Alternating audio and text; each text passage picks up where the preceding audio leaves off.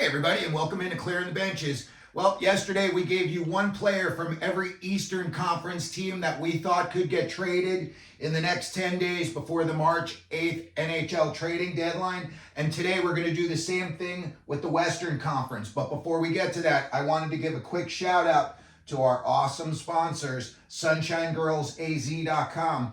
If you saw the video yesterday, you saw the awesome shirt that they sent me. It said, "Sorry, can't hockey, bye," which I thought was a very cool shirt, and I appreciate them sending that to me very much. But if you go on over to SunshineGirlsAZ.com, you will find hockey shirts, shirts with funny sayings, shirts for everybody is over there. So go on over there and give them a look. Let's get right into it. Today, we're going to be talking about the Western Conference, and we're going to be talking about one player from each team that we think could potentially get traded in the next 10 days. Let's start it off with the defending Stanley Cup champs. When I look at that team, they are built for the playoffs all season long. Sometimes I know they get a little streaky and they lose to teams that they shouldn't lose to, but they are definitely built for the playoffs. And as far as them moving forward, when I look at their cap-friendly situation, I see that, there's only a couple of guys on their team that they have that are UFAs, and they're not moving, in my opinion, either one of these guys this year. And that's Jonathan Marchessault and Alec Martinez. These guys are both big-time pieces of the puzzle in Vegas, and I could not see them moving off of either one of them at this point. They're getting to be slightly older team, so I don't want to say that their window is closing, but it could be closing pretty soon. So when I look at their team, the guy that I see that's on their lineup that could help somebody else, and I think he's only got 1 year left on his contract, and that's Mike Amadio. Coming out of juniors and in the AHL, he was a big-time performer, and he's really good in the NHL, but I don't think he's hit his potential just yet. So if Vegas was going to move anybody out, I could see Amadio being that guy. So for the purpose of this, we're going to put him down as the guy going out. LA Kings are up next. I think they're going to be desperate for a goaltender. And I think in order to get a goalie, you're going to have to give something up. I look at some guys on their team that have not worked out, and I think are disappointments. They're both very young. They're both highly skilled. They were both drafted fairly high. One was in the first round. One was early second round. But I think if the LA Kings were going to move somebody out, I could see a team in the playoff hunt trying to get a little more goal scoring, trying to go after a guy like Arthur Kaliyev. I don't think you'd have to give up much more than maybe a second, maybe a third rounder for him. Alex Turcotte is another guy. I just don't think it's worked out for him in LA. And you never know, the old change of scenery might do him good. When you look at their goaltending situation, I know when they bought him in, they had Stanley Cup aspirations. And right now, things are a little bit shaky for them. And Cam Talbot is a UFA after this season. He's only on a $1 million deal out there in LA. So I don't think they're going to move him. I think that they think they're far enough along in the playoff hunt that they would be able to keep Talbot and possibly make a deep playoff run. So again, going back to which guy would get moved out, I think it's going to be Arthur Kaliyev. I think the Kings have, given him some opportunities to succeed. And for whatever reason, he just doesn't seem like the lights come on for him. And again, sometimes these kids, LA's a big market. You got a lot of spotlight out there. Maybe if he went to a smaller market, a little less pressure, he would do better. But as far as trading deadline, I think Arthur Kaliyev has seen his last days in Los Angeles. Next up, the Edmonton Oilers, and what a story they have been this year. They had that lousy start. They fired Woodcroft, and now McDavid is on some insane assist streak where he's had, 22 assists or something in the last 10 games. It's just nuts, whatever it is. But as far as the Edmonton Oilers, and looking at who they could possibly move out. Again, I looked at the guys that are UFAs, and You know, Edmonton, I think right now is in a good place and they're on the upswing. I don't think they want to rock the boat too much by, moving too many big name guys. I don't really think they're going to move anybody out of any consequence. I think the guys that they move out, I'm looking at this list right here, and the two names that, I keep going back to are, Warren Foegele and Matthias Janmark. They're both, I think, walk-away free agents, or they have maybe one more year left on their contract. But I don't think Edmonton, if they're going to do anything at all, they're going to try to bring in a goalie. These might be the guys that you have to give up to get the goalie. But looking at Edmonton, and for the purpose of this, again, I would say Foegele would be the guy that's going to have the most value in terms of if they are putting a package together and they're trying to get a goalie. Maybe, they've got somebody down in, Coachella Valley, maybe a prospect that they could throw together with Foegele, and that would be enough to get him a goalie that they could ride into the playoffs with, that could go behind Skinner. So, Warren Foegele, I think, has got some value in the league. I think some other teams out there could look at him and say, hey, this guy could help us in the playoffs. Next up, Seattle Kraken. Disappointing year for Seattle. When I look at their lineup, there's 3 guys on there that I think all could get moved out. All 3 are UFAs. All 3 have got experience. And in my opinion, all 3 of these guys could all go to 3 separate playoff teams and be successful there. The big name on this list is Jordan Eberle. I think in terms of a playoff team, he would probably provide the most value. But then you've got, Wennberg as well. The guy is a good center, and teams are always looking for centers in the playoffs.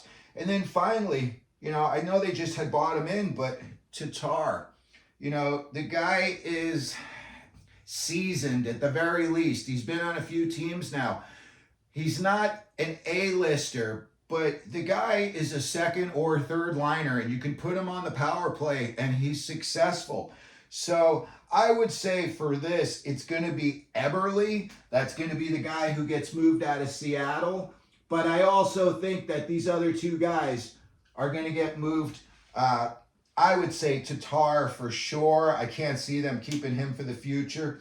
And Wennberg, they may have just seen enough of, and they may let him walk as well. Next up, we've got the Calgary Flames.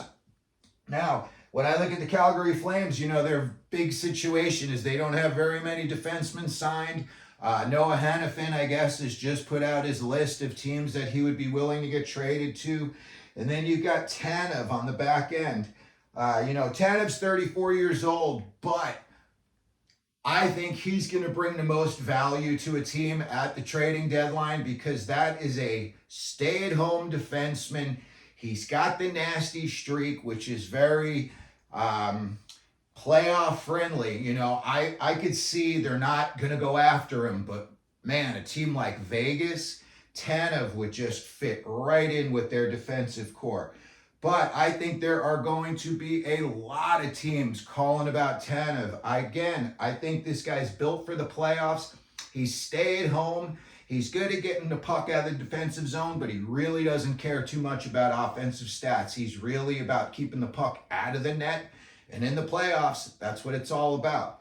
So I'm going to say a guy like Tanev, to me, he's definitely going to go. Hannafin's going to go too. They're going to have to figure out what they can get back in return. It's going to be a situation where if, the team that takes him is going to extend him and sign him to a deal. He's a UFA. So, that's going to be a big tell also, too. It could be that the day of the trade that Hannafin signs with his new team for, 6 or 8 years, and then you see a bigger return coming back. But I would say both of those guys are going to, obviously get traded. I think the bigger clamoring, though, is going to be for Tanev. I think Tanev's going to be the guy that teams are going to be calling about first. And I don't want to say that Hannafin's going to be a consolation prize, but I wouldn't be surprised if Tanev is traded first and to a bigger name team. Next up, we've got the Vancouver Canucks. And again, the Canucks, right now, they're hitting a little bit of rough waters. And, I don't think they want to make very many changes. I think they're very happy with where they are right now. Nobody saw this coming, but they've all bought into Tocchet's system. And, the only two guys that I see on here that they could possibly be looking to get rid of right now, and it's only because they'd be UFAs, and they would just try to be getting a little something back for them. And Teddy Bluger's one of them, but he's playing well. So I could kind of see, if Tocchet says, hey, they're all in on this year, which they are, it could be a big possibility that they decide to keep Bluger, and then maybe they let him walk in the off season. The other name on here is Tyler Myers. A big guy, and a lot of teams like that. Again, he's in a situation, for some reason, it doesn't seem like he ever lived up to the hype. And, that's a lot of pressure on young kids. So maybe if he moves somewhere else and he had some new teammates, maybe things would work out for him. But I could see that one guy getting moved out, and I think it would be because he would have more playoff value to another team, would be Teddy Bluger. So Bluger's going to be our guy for the Vancouver Canucks if they decided that they wanted to move on from him. Next up, the San Jose Sharks. And, they've got a couple of names on that team that people call about. Anthony Duclair. When Duclair was drafted by the Rangers, it was in the 3rd round. I was so shocked, and so was a lot of Ranger fans. They only gave him like his 9-game tryout, and they traded him. And everybody just was kind of shocked because in the 9 games, he played well. I don't think he's grown into the goal scorer that everybody thought he would become. But the guy can score, and he's a big body, and, he's not afraid of rough and tumble hockey, and that's what's coming, playoff time. So I can see a guy like Duclair. Another guy in this list, Mike Hoffman, 34 years old. In the day, he was a sniper. If he can find his groove in the playoffs, you only need a guy to get hot for 6 weeks. So Hoffman, but at 34 years old, I, don't see anybody keeping him after this year. And then finally, the last name I have on here is Kevin Labanc. He's 28 years old, and another guy that I think, could be a good 3rd, 4th liner for a playoff team. He's going to add depth to your lineup, and really that's what it's about. That playoff hockey gets way physical. Guys start getting banged up, and now guys that were on the 4th line are on the 3rd line, a 3rd liner on the 2nd line. So I can see a team going after Labanc. The big name here, though, and everyone's talking about it, and I think it's just a matter of days before he gets moved, is going to be Anthony Duclair. And don't be surprised if the Rangers bring him back. That Blake Wheeler injury put a big hole in their lineup. And, I know that they're playing okay right now, but they just lost that game to Columbus, which nobody saw coming. I could see a guy, later on we're going to talk about him, Nick Bjugstad. I could see the Rangers calling about him. I could see the Rangers calling about Duclair. Bringing him back. They're familiar with him. It's been a while, but, they've had plenty of time to watch him play. So I'm going to say the San Jose Sharks are going to move off of Anthony Duclair, and I think some playoff team is going to get him and be very happy with him. Now, finally, over here in the Pacific, we have got the Anaheim once mighty Ducks. Now, there's 3 names on this list. 2, a lot of people are talking about, and the last one that I'm going to tell you, no one's really talking about, but it makes sense for every single team in the playoffs. So, first 2 names we're going to go on. First of all, Frankie Vatrano. He's having great career comeback. Ever since he was on the Rangers, he sparked his big career, comeback, in my opinion, because he was kind of in mediocrity before that. And ever since then, he went to the Ducks, and I kind of thought maybe he'd get lost out there, and not in the least. The guy was an all-star this year, and he's proven me wrong. I thought maybe the glitter would, kind of fade a little bit, but it hasn't. So I could see Frankie Vatrano being a guy that a lot of playoff teams are calling about. The Bruins would come to mind. Next up, we've got John Gibson. Now, Gibson's got a little bit of mileage on him. I want to say he's about 30, 31 years old. He's had some injury issues in the past. But again, you only need a guy to get hot for 6 weeks. And that guy's proven over his career that he's steady. And I think if he were to go to a team, you work out a deal with him, and he goes to Edmonton and he's the backup to Skinner or the 1A to Skinner, and you say to Skinner, you're playing until you lose, and as soon as you lose, Gibson's going in, and then the same thing again. I think Gibson would add a lot of value to a team like Edmonton. I think he would add a lot of value to a team like the Kings, right down the road from him. And then the last guy on Anaheim that I'm going to talk about that no one's really mentioning right now, but I think he would be a great addition to any team, Radko Gudas. Guy's built for the playoffs. Look at last year, what he did with Florida. The guy's a little tank. I really never seen him hurt. As far as playoffs are all about physicality and stay-home defenseman, and that's him to a T. So, for the purpose of this exercise, I'm going to say Frankie Vatrano is going to be the name that gets moved, but don't be surprised if Gudas gets moved as well. So, that's going to do it out here in the Pacific. And now we're going to move over to the Central, where you've got the Dallas Stars up on top. Now, I look at this lineup, and they've got a lot of guys tied up for a long time, but they've got also a couple of big-name guys, Pavelski, Duchesne, that are in their last years of their contracts. You look at, other young guys that they could possibly move off of, and there's only really two names. I think they're very happy where they're at right now, and I'm thinking they're not going to be trading Joe Pavelski or Matt Duchesne at the deadline. I mean, that's really the heart and soul of their team up front, so that's not going to happen, And the other thing is, I looked at Dallas. They've got 7 guys making $4.5 million or more on that roster. Now, if they were looking to get out from underneath some of that and create some cap space, you might see a bigger name get moved. The other two names that I see on here, and both of these guys are RFAs, and they're both 23 years old, Ty Dellandrea and Nils Lundqvist. Nils Lundqvist, he's having a little bit of concussion issues. I think when the Rangers drafted him, there was a lot of glitz and glamour about him. And then, you come to New York and you're loaded, and he was going to be like the 7th or 8th defenseman. That's when they decided to move him out. I honestly was surprised that Dallas was willing to give up a number 1 for him. I thought maybe a number 2, but not a number 1. But they did. Again, they're not moving off of Pavelski or Duchesne, and they like where they're at. They've got all these guys locked up. So I think, if a guy is going to get moved that would be able to help a playoff team, I think it would be Dellandrea.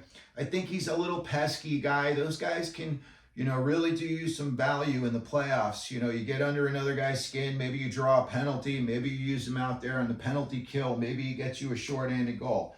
But for today, we're going to say that Ty Dellandrea is going to be the guy that's going to get moved out of Dallas. Next up, Colorado Avalanche. Me personally, I think their biggest wish list coming in is a goalie to help out Georgiev. Georgiev looks like, to me, he might be on the verge of running out of gas. That is a long season, and then, you're not even getting to the rough part yet. That last 6 weeks into the Stanley Cup Finals is just crazy. I know they're going to be looking to bring in a goalie. We've talked about it in other videos, guys they could possibly bring in. I could see them going back and bringing, Kemper. But guys that they could possibly be moving out. I don't think they're very happy. Not going to say that they're mad or sad about it, but I think they're disappointed in the Bowen Byram situation. 4th overall, you drafted McCarr 4th overall, although if the Flyers hadn't have been dumb, he would have gone 2nd overall. But anyway, you drafted Byram 4th overall, and I think that they thought he was going to be, not going to say Cale Makar light, but I think they thought he was going to be better defensively than he is. The guy can skate like the wind. He's got good skills. Sometimes his decision-making is not the best, and he's certainly not on par to be the next Cale Makar. The other guy I see, and he's a UFA, and I don't know, I just don't think, he's had an up and down career, and he's had plenty of chances in plenty of good places, and it seems like he could just never catch fire and stick, and that's Jonathan Drouin. So for today, I'm going to say the Colorado Avalanche, I think they are. This is the year that they're going to move off of Byram.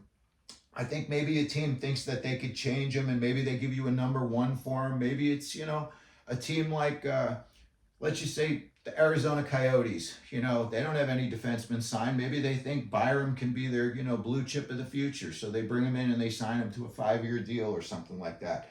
So I'm going to say that Byram's going to be the guy to get moved. And also, just so we know, he's got 2 years left on a deal that he's making $3.8 million a year.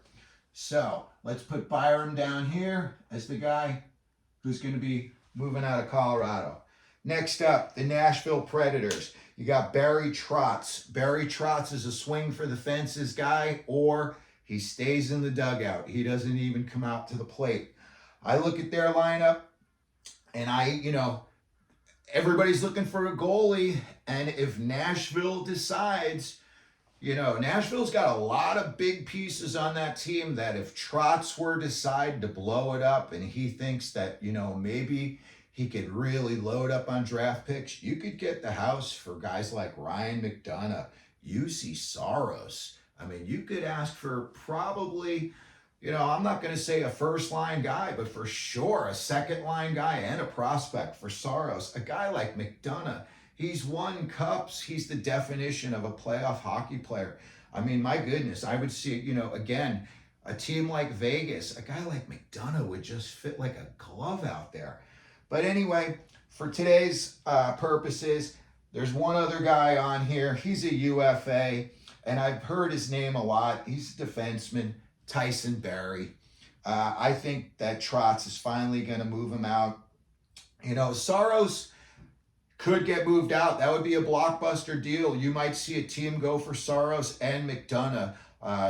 Edmonton, they need help on the back end. Seriously, you bring in Saros and McDonough, and let's just say you have to give up, some draft picks or, a young kid. Maybe they got to give up, McLeod or something like that and some other guys. You could get McDonough and Saros. That would seriously, the Kings, another team, seriously help you get over the top and possibly win you a cup. But I think more of a sure thing for this, Tyson Barrie's going to get moved. I think teams that think that they could just get a little more help, a little more stability. He's got a little more offense to him as well. And I just think, because of his name, he's been around for a while. I think a team that, is looking for a 5th or 6th defenseman for the playoffs, you bring him in, I think you would do fine. Next up, the Arizona Coyotes. Now, this one could take a while. Okay, they, in my opinion, have got a ton of guys that I think could get moved off. Look, he's been healthy scratch lately, but last year he led the AHL in scoring. Michael Carcone. He's a smaller guy, but he is highly skilled. He's, probably got about 15 goals this year. And let me tell you something about the Coyotes. It seems like some nights they spin a roulette wheel, and that's how they pick the lines. Like whoever it stops on, you're on this line, you're on this line. They have had so much turnover in terms of the lines. It seems like even the top line hasn't really stayed together that much. They've moved guys in and out. At one point, you had Jack McBain centering the first line. As far as guys that could be moved out, Carcone would definitely be a guy that could give somebody some spark offensively. He is highly skilled. He is not afraid to go to the dirty areas. He'll take a big hit to make a play. So a guy like Michael Carcone, another guy that we talked about earlier, I could see a lot of teams calling about him again, and I think he's only locked up through next year, and that would be Nick Bjugstad. Edmonton traded for him at the deadline last year. He played okay. It just didn't work out for the big picture. I could see the New York Rangers with that Blake Wheeler injury. If the Rangers don't bring in a guy like Henrique, and also, I know I didn't mention him when I was talking about Anaheim, but Henrique would be a guy that probably is going to get moved as well. But Nick Bjugstad, I could see he's just what the doctor ordered for the Rangers. He's a big body. He is defensively responsible. He'll drop the gloves. Not that you need that anymore. in New York, but I could see Nick Bjugstad. And then finally, a guy, uh, you know, you're going to hear this and some people are going to snarl and laugh, but let me tell you something. This guy knows how to play a defensive structure. This guy knows how to clog lanes. This guy knows how to block shots. And this is a team first guy that I could see. You know, you sell him, hey, somebody's out there bothering our superstar. He'll go over the boards and he'll try to put an end to that real quick. And that is Liam O'Brien. Yep. Big red with the beard and the hair. I watched this guy last year. I wrote him off after last season. I thought that the Coyotes were going to move on from him, and they've only got him. He's on like a $775,000 contract, but I could seriously see a team that needs, you know, a Matt Martin type, a guy just to go out there, and if you have to, he'll drop the gloves with anybody. And, you know, again, he doesn't get caught out of position. I'm pretty sure he's like a +3 or 4 this year. And on the Coyotes, that is no easy task. So of those 3 names, I would say, and you got the 2 goaltenders as well. They could be in play. You know, I think they're only signed through next year, both of them. And Vejmelka is a good goalie. The Coyotes don't play as well in front of him as they do in front of Ingram. And I think the Coyotes are kind of banking on keeping Ingram. But Karel Vejmelka, I could see him. He'd be a great backup to a guy like Skinner out in Edmonton. But for today, I'm going to say that Nick Bjugstad is going to be the guy that goes out of Arizona again, 2nd year in a row. But he'll also have 2nd year in a row that he's going from like potentially worst to first. Next up, we've got the Minnesota Wild. Minnesota had a disappointing season. You know, they changed up their coach in the middle of the season. You know, it helped initially, and then it's just kind of fallen off for them again. And I look at them and, you know, they're kind of like the Islanders of the West. They're just, I don't want to say they're boring, but they're kind of boring. And they just don't have a lot of pizzazz. I know they got big scorers and, you know, Kaprizov, you know, and I know Zuccarello's done really well for them. But I don't know. I just don't see them. They're going to have to make some big time changes, I think, if they're going to, you know, become contenders, like real serious, not just first round and out contenders. But for today, I'm going to say, they've got a couple of guys. They've got 3 defensemen that I see that would be, these are all guys that I think that would help out a playoff team. Some guys are better than others. 2 of these guys bring a lot of grit, size, physicality. So the 3 guys I'm talking about are John Merrill. You know, Merrill's play has kind of tailed off in the last couple of years, but again, he's more of a stay-at-home defenseman. He's a bigger guy. Playoffs, you know, you need a guy to move other guys out from in front of the net. You know, Merrill could be your guy. Next up, Zach Bogosian. You know, I know they bought him in this year, or was it last year maybe?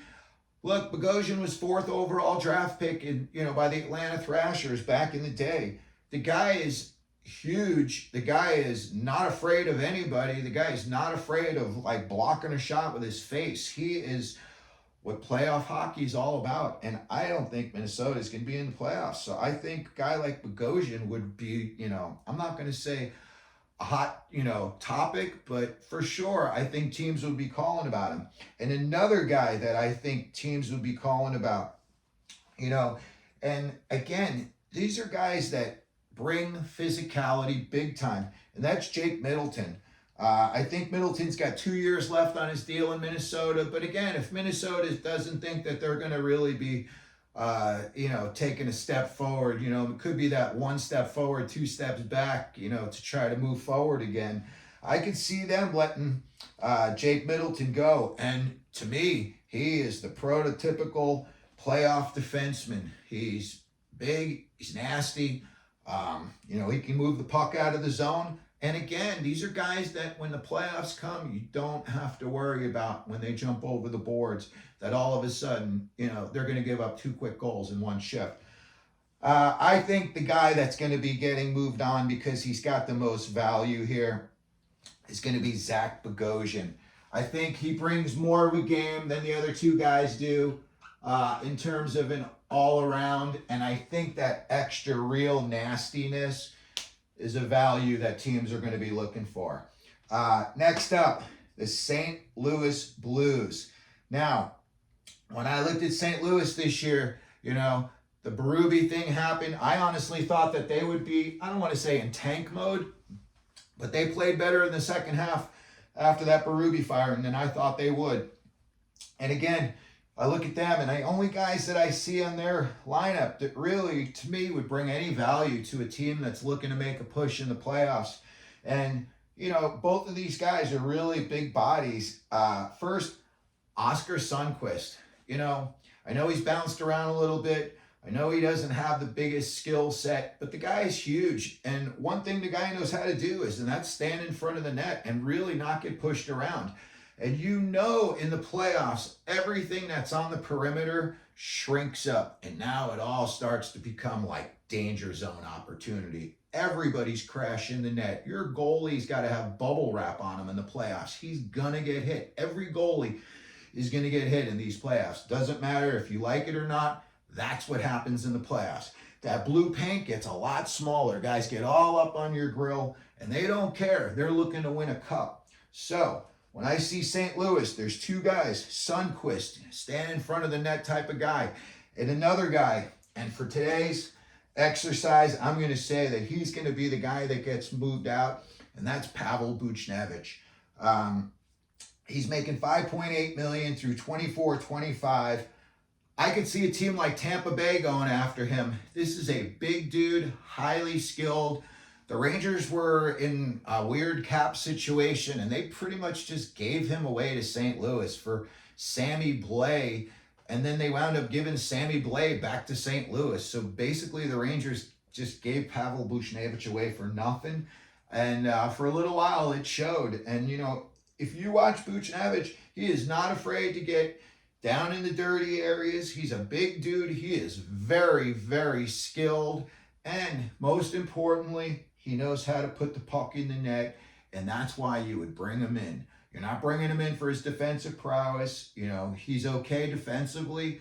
But a guy like Pavel Buchnevich, again, the Kings, Tampa Bay, Winnipeg. I know they just bought in Monahan. But, if any of these teams could figure out a way, make some room and bring him in, I think Pavel Buchnevich would be a great addition to most any playoff team. Next up, Connor Bedard's Chicago Blackhawks. I heard something the other day that somebody said, could Patrick Kane go back to Chicago? Now, listen, if they were to get the number one pick, and the way things have gone lately, you can't rule that out. And they were to get Macklin Celebrini. And you're a guy like Patrick Kane, and you got nowhere to go. And here it is, Chicago, the place that made, you made yourself famous there. And now you got Celebrini and Connor Bedard. And they could say, hey, you want to, show these guys the way? Come on, who's turning that down? If I woke up tomorrow and it said, not tomorrow, but the end of the season, Kane goes back to Chicago, it'd be awesome for the NHL, in my opinion. Now, as far as guys that Chicago would be looking to move out, that would bring any value. Again, I look at that team, and they've got some guys locked up on some big contracts that I just could not see them getting out from underneath.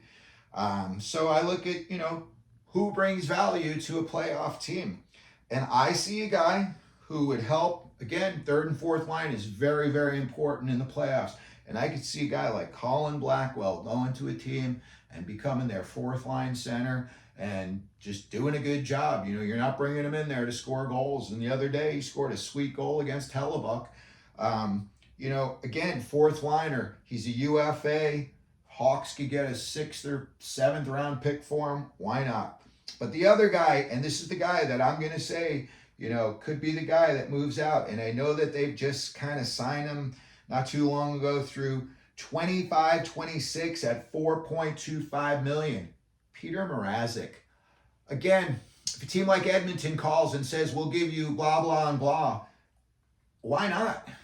Chicago's not going anywhere anytime soon. Even if you do get Celebrini, Patrick Kane, you would have to have like 25-year-old Patrick Kane to make a deep run. I think that would just be more of a good story, and I think it would just put the Blackhawks kind of back in like, contender mode. I don't want to say like pretenders, but, on the verge of a wild card spot. So Peter Mrazek is today, I'm going to say, is going to be the guy that gets moved out of Chicago. It could be anybody, but I think Mrazek's going to be the guy that brings most value to a playoff team. And I think because he's got a little bit of term on him, through a couple more years, you might be able to get a little bit back in return for him. So we're putting Mrazek down out of Chicago. Last up, we've got the Winnipeg Jets. They just made the big Sean Monahan deal. I know they're in a little bit of a, rocky territory right now. They've had a couple of losses in a row. And I think, they're a team, I think for the most part, they're set in their ways. I think right now they've got the lineup that they want. I don't really know that they want to, I don't want to say rock the boat, because they are in a little bit of a rough waters right now. But in terms of them moving on from anybody, I don't know. I just look at them and I say, really the one guy that I could see that they could move out from was Nemestikov. And I don't really think a playoff team is going to be calling about him. Maybe. When he was in Tampa, he was playing with Stamkos, and he put up some good numbers. And the Rangers took the bait, and they thought, oh, man, this guy will be good on our team. And he just wasn't. And then, he gets moved, and sometimes he scores a couple of nice goals. But for the most part, to me, he's just a guy out there just, I don't want to say taking up space, but taking up space. So I think if the Winnipeg Jets could get out from underneath Nemestikov, they could. I think otherwise, they like their lineup. They've got a couple of guys that are locked up long term. And as far as this year, nobody saw this coming. They're all in. So if Nemestikov's the guy that's going, that's what we're going to have for today. Alrighty, so that does it for the Pacific and the Central, all the guys that we think could possibly get moved off of each team. And now we're going to move on to the second segment of the episode, and that is, what if your team won the Celebrini sweepstakes and we are up to the Colorado Avalanche? Now, obviously you look at their team and they're right up there at the top, but I'm a little bit surprised when you really look at the numbers. There's a steep drop off from the guys, the top 2-3 guys, then you get to the middle, there's, pretty big discrepancy. And then again, there's even more of a discrepancy from the middle guys down to, the lower tier guys. Obviously they would want to do the best job they could to protect the kid. I obviously see a guy like McKinnon, Rantanen. Those are two big body guys. Celebrini's not the biggest guy. He's not the smallest guy, but he's not the biggest guy. Again, if Jonathan Drouin is still there, again, he went through a situation where he thought he was better than he was, and then he got humbled. Maybe that kind of thing can, I'm not saying Celebrini thinks that way, but maybe just, he starts the kid off with the hey, you should be humble talk. And then a guy like Ross Colton, I could see a guy like him, being out there, just kind of protect the kid. He's got a skill set that I think he could skate with them. So if Colorado somehow would move up and they would win the Celebrini sweepstakes, I could see for sure they would throw him out there with McKinnon, Rantanen, or even Colton to start off with. So that's going to do it for today's episode, everybody. I hope you enjoyed it. And if you could, please hit the subscribe button down here. If you could, hit the like button. If you've got any comments, we welcome them. And if you could, as we always do here, clearing the benches, let them know you're out there.